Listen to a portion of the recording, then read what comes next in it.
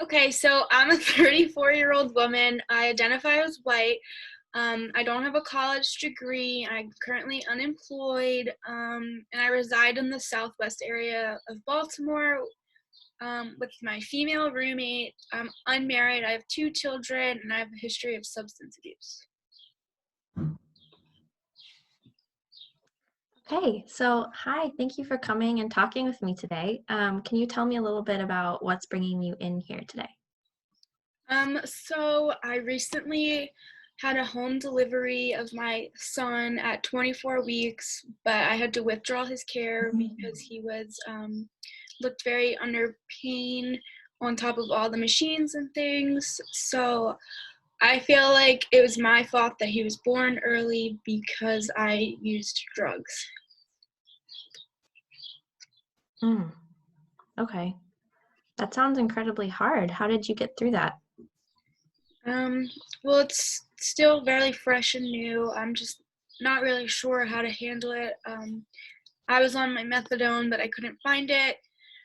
I missed my appointment and couldn't find it the other day, so I resorted to using heroin and cocaine. So I feel like that's why I went into labor so early and the reason why he's dead. Mm, yeah, that's a lot to handle. And I think, you know, that's a normal response to kind of still have that be fresh because it seems like that was pretty recent. Um, so I guess the one thing I want to ask about is you said you were doing methadone or going to a methadone clinic. Mhm. How long had you been doing that? Um, for about a year now. Okay, wow. So that's a really long time Yeah. that you were able to stop using and substitute on methadone. Mhm. Um, and is that, I guess, something you're trying to get back to? Yeah, I definitely want to keep doing methadone. I don't want to go back to like using the street drugs. Because I do have two other Mm-hmm. children. I don't want anything to happen with them. Mm-hmm.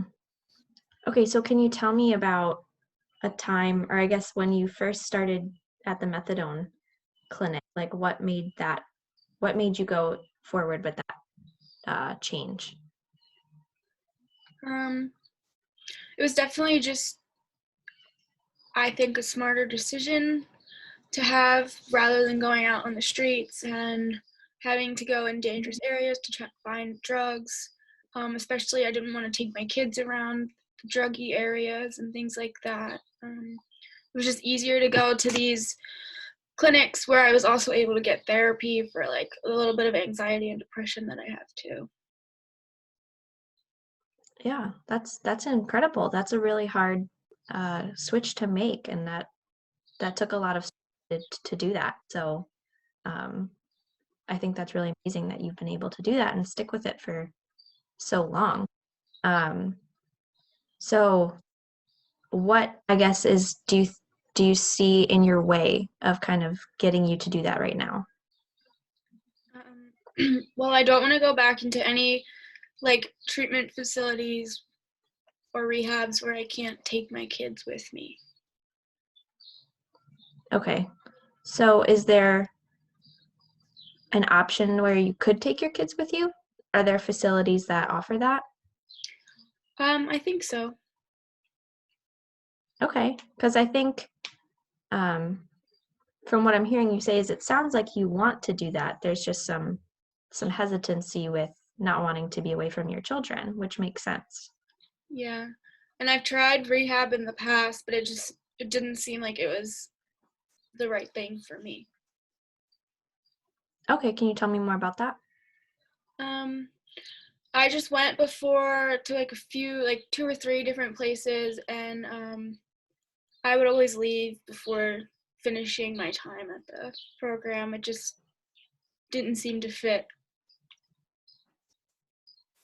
So, what made you leave? I'm hearing you say that it was a bad fit, but can you tell me more specifically why it was a bad fit? Um, Being away from my kids, I Hmm. just didn't really like the new environment and change, I guess. Okay. Okay. So what do you think would help you to go now? To go now, it's really I important. know you said I know you said like having your children would be a big one, and it sounds like that was a barrier in the past. Yeah. So if we were to say or kind of find a place that allowed you to bring your kids, is there something else you think from your past experiences that kind of stopped you apart from the kids not being there? Um, I definitely want to be outside of Baltimore City. Before I was always in the city. I think it would be better to Mhm. go farther away from the city where I can just walk outside to get easy access to. Mhm. Yeah. That makes great sense to me. And kind of sometimes stepping out of the environment kind of helps with like feeling like a fresh start too, I think. Mhm. So that's great. I think we can look into some of those facilities. Let's like look through some of those and then kind of brainstorm again what our next steps will be. Okay, sounds good. Okay, cool. Go ahead. Okay, so now I am the patient. I'm a 71-year-old female. I'm married. I live in Washington, D.C. with my husband, my second husband. Um, I was recently diagnosed and treated for skin cancer on my vulva and had a pretty traumatic experience with my surgery and recovery time. And I am wanting to work on my coping skills to have healthier coping skills um, instead of drinking and smoking weed. Okay.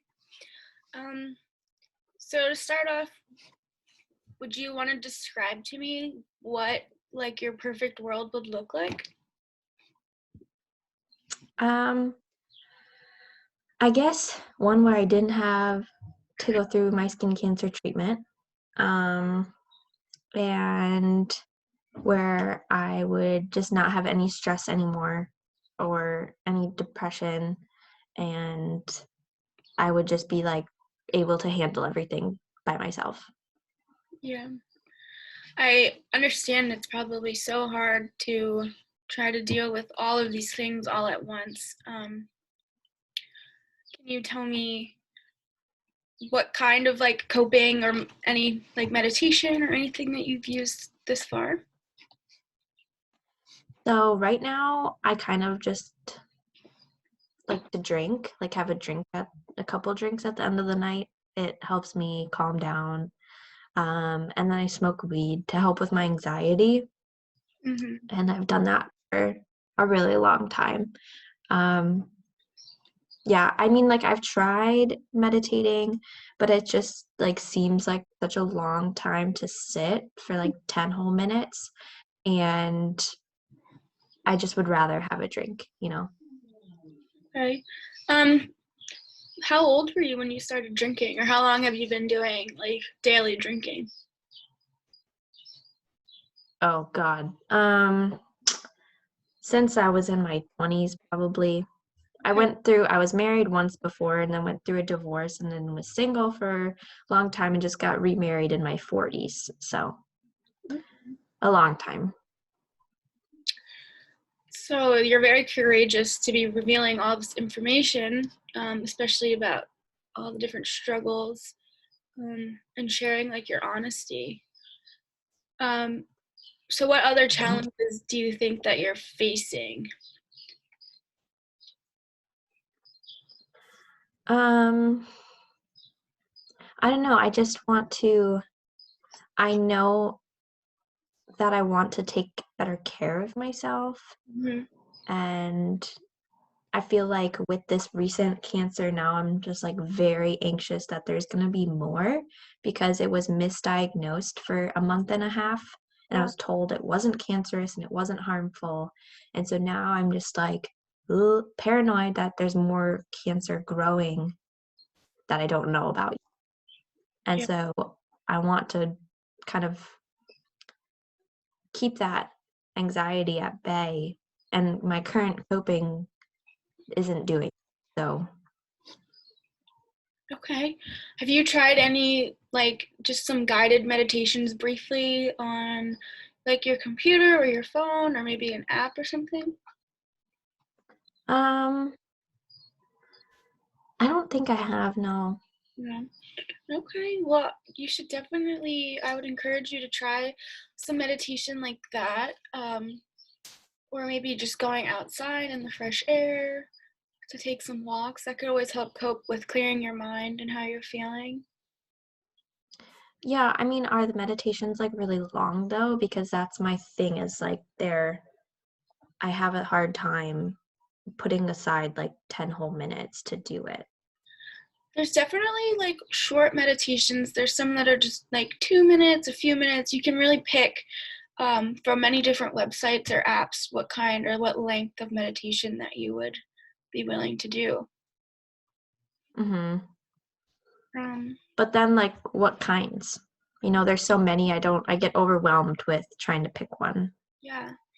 Well, we could totally look into some apps and see like what kind that would interest you. Would you be interested in like healing meditations for like your mind and body, or like what what would interest you? Like, have you thought of any type of meditations? Um I like ones that don't have too many words. Or okay, Like that they're more like long pauses.